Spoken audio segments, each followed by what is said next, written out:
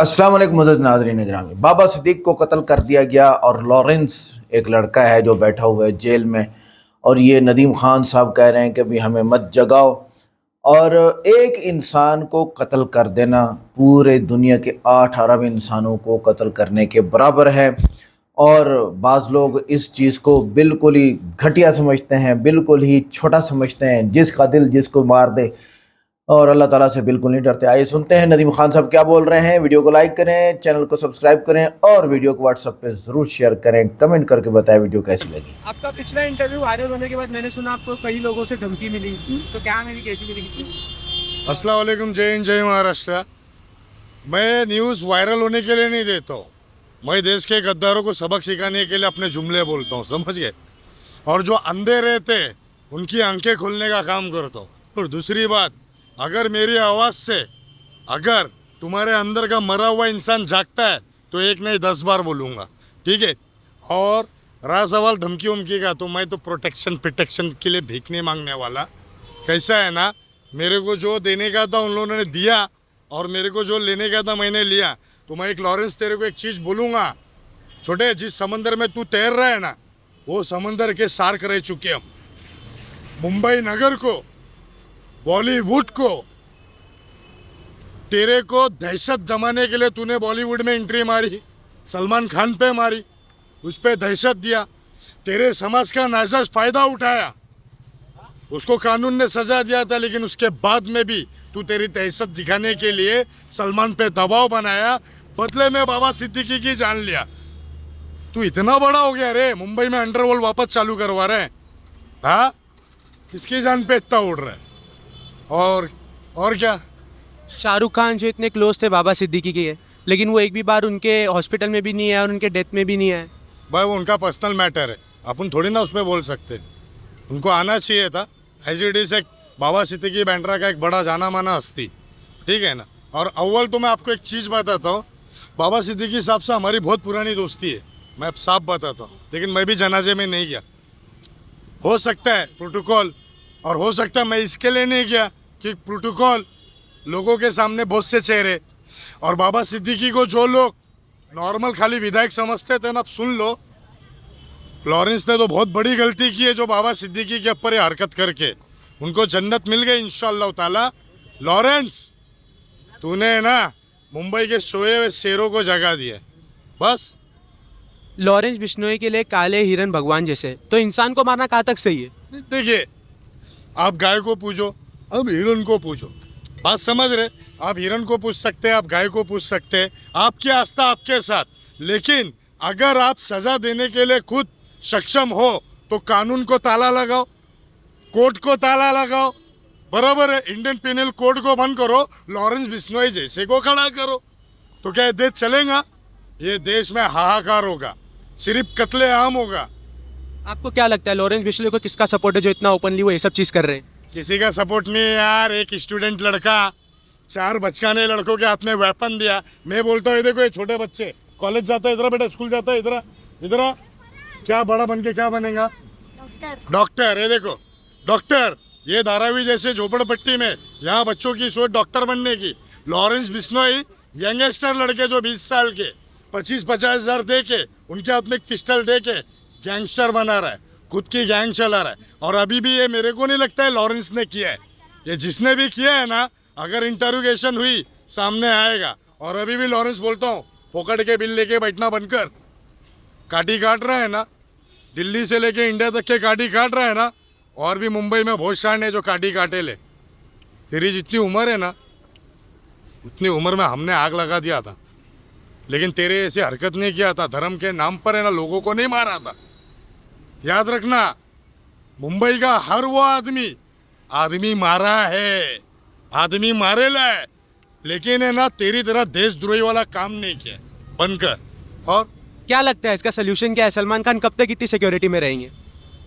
वो ठस्सी है इसके लिए सिक्योरिटी में, सलमान ठस्सी है इसके लिए सिक्योरिटी में। सही बात है ना, इतना पावर, इतना नाम, इतना पैसा अपने पास होता ना, अभी तक लॉरेंस है ना ऊपर रहता था। साफ बोलता हूँ, सलमान को भी अक्ल आनी चाहिए। बॉलीवुड में तुझे किंग खान बोलते, अच्छे छोटे मोटे हीरो का तो फ्यूचर तू दबा देता है, इसका फ्यूचर क्यों नहीं दबाया? अपना कोई दोस्त ऐसा जाता ना बॉस, तो सामने वाला अभी तक कब्रिस्तान में या शमशान घाट में नजर आता था। जय हिंद, जय महाराज। आप हिंदुस्तान की तारीख पढ़ेंगे, आज हिंदुस्तान सबसे अव्वल मुल्क है, सबसे अव्वल देश है जिसमें सबसे ज्यादा कम्युनल राइट्स, सबसे ज्यादा मजहब के नाम पे दंगे फसाद होते हैं।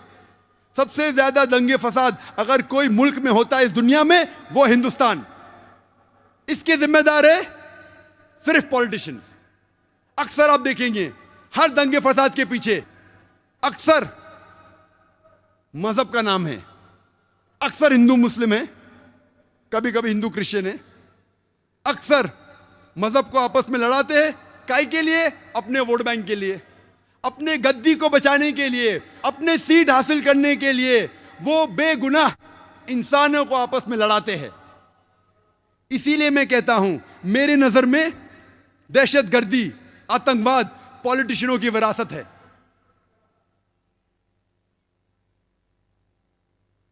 और इंडिया की मिसाल देने लगूं, उतना वक्त नहीं है। चंद अहम मिसाल कहूंगा मैं। पहले नंबर पे कि पॉलिटिशियन की कोई जात नहीं होती, चाहे कोई भी पॉलिटिशियन हो, American politician, UK politician, Indian politician, Hindu politician, Christian politician, Muslim politician. अक्सर पॉलिटिशियन वो लोग रिस्पॉन्सिबल है जितने भी राइट्स होते हैं, अक्सर। इसीलिए एक शख्स ने कहा था कि politician they add fire to the fuel, वो चिंगारी लगाते हैं, ईंधन में चिंगारी। मैंने बोला नहीं, पॉलिटिशियन लोग they don't add fire to the fuel, they add fuel to the fire. वो ईंधन डालते हैं आग में।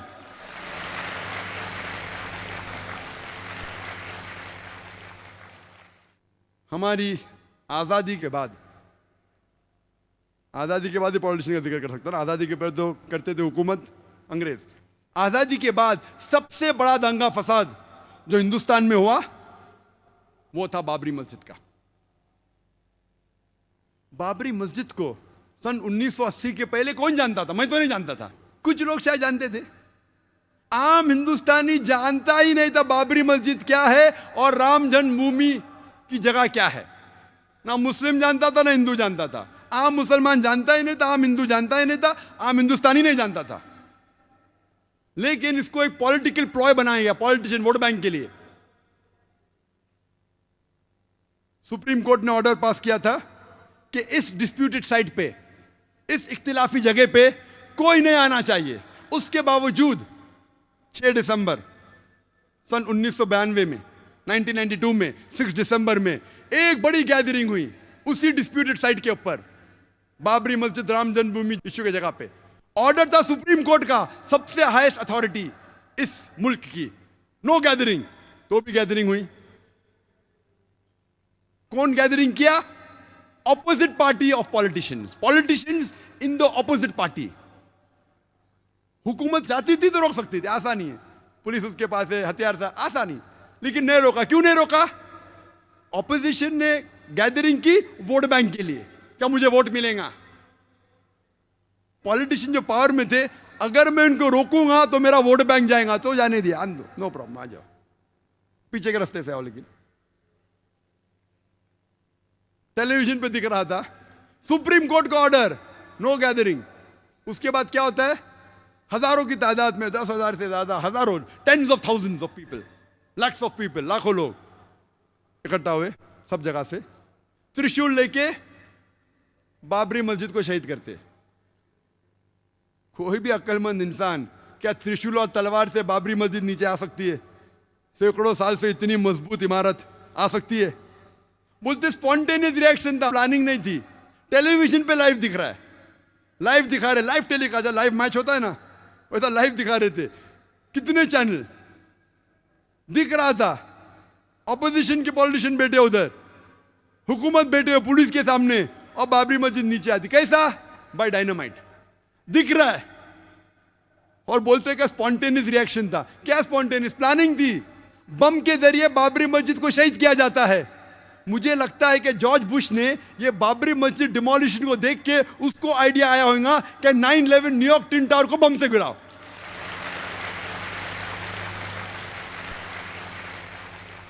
नाइन 11 पे मुझे ज्यादा तकरीर नहीं करने का है। वो 9/11 तो इतना बड़ा, कम से कम 10 तकरीर कर सकता हूं मैं 9/11 के ऊपर, जॉर्ज बुश के ऊपर।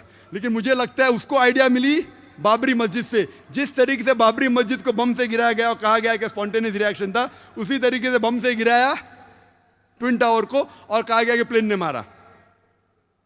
चाहे तो इंशाल्लाह क्वेश्चन आंसर में टाइम रिया तो कहूंगा। क्या होता है? इमीडिएट सारे हिंदुस्तान में दंगे फसाद होते। दंगे फसाद होने के बाद एक्शन का रिएक्शन होता है, हजारों लोग मारे जाते, हजारों लोग का कत्ल होता है सारे हिंदुस्तान में, अक्सर मुसलमान। और खुसूसन बॉम्बे में बाबरी मस्जिद डिमोलिशन को जिम्मेदार कोई भी आम आदमी जिसको थोड़ी भी अकल है वो कहेगा नंबर 1 रिस्पॉन्सिबल, सबसे ज्यादा जिम्मेदार ऑपोजिशन पॉलिटिशियन जिनने गैदरिंग की सुप्रीम कोर्ट के खिलाफ। नंबर 2 जिम्मेदार जो पॉलिटिशियंस पावर में थे, वो रोक सकते थे लेकिन नहीं रोका। क्यों? वोट बैंक जाएगा, उसके वजह दंगे फसाद होते। दंगे फसाद में पुलिस चाहती दंगे फसाद को रोक सकती। आप कोई भी सीनियर पुलिस ऑफिसर से पूछिए, मैं तो बहुत से पुलिस ऑफिसर से बात कर चुका हूं इधर और बाहर भी, कोई भी सीनियर पुलिस ऑफिसर से पूछिए, दंगे फसाद को रोकना तो आसान सी बात है। जैसा शुरू हुआ within a few hours, चंद घंटों में रोका जा सकता है। अगर कम पुलिस फोर्स है तो रिजर्व फोर्स को बुलाओ। टेररिस्ट अटैक्स को रोकना बहुत मुश्किल है। कुछ रोक सकते, सब नहीं। सब रोकना नामुमकिन है 100%। कुछ को रोक सकते। दंगे फसाद 100% रोकना आसान है अगर पुलिस फोर्स चाहे तो। लेकिन जो पुलिस चाहती भी रोकना नहीं रोक सकती थी। क्यों? क्योंकि उनको पॉलिटिशियन का दबाव था। पुलिस फोर्स तो फाइनली गवर्नमेंट के अंदर आती ना, होम मिनिस्टर के अंडर। वो पुलिस ऑफिसर चाहता भी था बेगुनाह मुसलमान का कत्ल ना हो, फिर भी कुछ नहीं कर सकता। क्यों? उसके सिर के ऊपर पॉलिटिशियन है। दंगे फसाद होते हैं बंबई में 1500 मुसलमान का कत्ल होता है। मोर देन 90-95% जिनका कत्ल होता है मुसलमान होते हैं। 1800 से ज्यादा घायल होते हैं बॉम्बे राइट्स में। इवन पार्टीशन के वक्त भी बॉम्बे में इतना बड़ा दंगा फसाद है, जिस तरीके से ये दंगे फसाद हुए, और पुलिस चाहती रोक सकती थी, नहीं रोकी। हजारों बेगुनाह लोग की कत्ल हुआ। थोड़ा पहले रिएक्शन था दिसंबर में, उसके बाद जनवरी में, एक हफ्ते बाद जो वापिस था, प्लान था पूरा। It was planned, hand in glove. कौन जिम्मेदार है दंगे फसाद का? वही लोग। नंबर 1 ऑपोजिशन पॉलिटिशियन, जो लोग ने बाबरी मस्जिद में गैदरिंग की। नंबर 2 जो पॉलिटिशियन पावर में थे, उनने वो गैदरिंग को अलाउ किया, नहीं रोका वोट बैंक की वजह से। नंबर 3 आम जनता।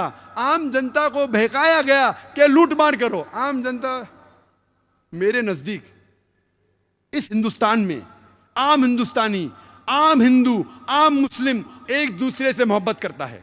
मेरे नजदीक मेरे कई हिंदू दोस्त हैं। आम हिंदुस्तानी, आम हिंदू, मुसलमान एक दूसरे से मोहब्बत करते हैं। ये पॉलिटिशियन लोग चिंगारी लगाते हैं वोट बैंक के लिए।